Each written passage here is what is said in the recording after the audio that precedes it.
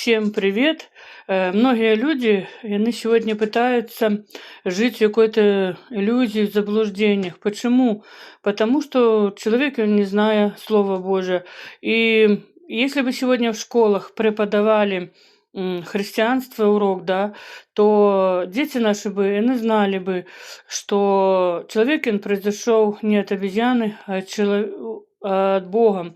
И я же больше понимаю, что если человек, не зная Библию, если человек, не вникая в Слово Божие, то, конечно, я могу повестись на это все. Но для того, чтобы мне понимать, что я говорю, кому я говорю, я должна изучать Слово Божие, потому что за каждое слово я буду нести отчет.